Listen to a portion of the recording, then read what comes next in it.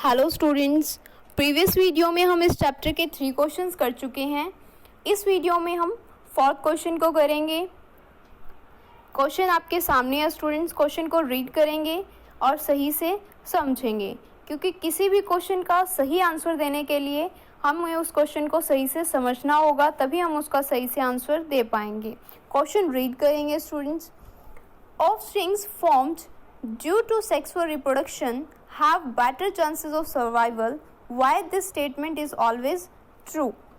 इस क्वेश्चन में आपको एक स्टेटमेंट दी गई है कि जो ऑर्गेनिज्म, जो ऑफस्प्रिंग सेक्सुअल रिप्रोडक्शन से प्रोड्यूस होते हैं, उनके सर्वाइवल के चांसेस ज़्यादा होते हैं as compare to asexual reproduction. Why this statement is always true? आपको बताना है कि ये स्टेटमेंट हमेशा सच क्यों होती है। अगर आपने पिछले 3 क्वेश्चंस को सही से समझा होगा तो ज़रूर आपको इस क्वेश्चन का आंसर पता होगा। तो आंसर देखते हैं students. Sexual reproduction enables formation of new variants as it involves fusion of parents' DNA।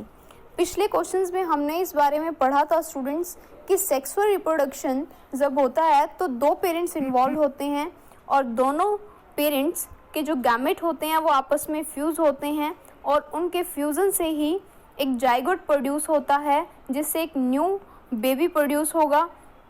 और ये जो बेबी प्रोड्यूस होगा उसमें कुछ वेरिएशंस होंगी और इन्हीं वेरिएशंस के कारण वो चेंजिंग एनवायरनमेंट में अडेप्ट कर पाता है और इन्हीं अडेप्टेशंस की वजह से वो सर्वाइव कर पाता है और उसके सर्वाइवल के चांसेस क्या हैं स्टूडेंट्स, बढ़ जाते हैं।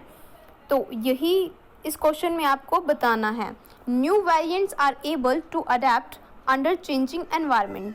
जो न्यू ऑर्गेनिज्म प्रोड्यूस होगा उसमें कुछ वेरिएशन होगी और यही जो वेरिएंट होगा ये अडेप्ट कर पाएगा चेंजिंग एनवायरनमेंट में, और इसी से क्या है, this increase their rate of survival. उनके जो सर्वाइवल का रेट होगा वो बढ़ जाएगा। पर अगर हम बात करें एसेक्सुअल रिप्रोडक्शन की, in asexual reproduction there is no fusion of gametes, no variations are there, so the survival rate is also less।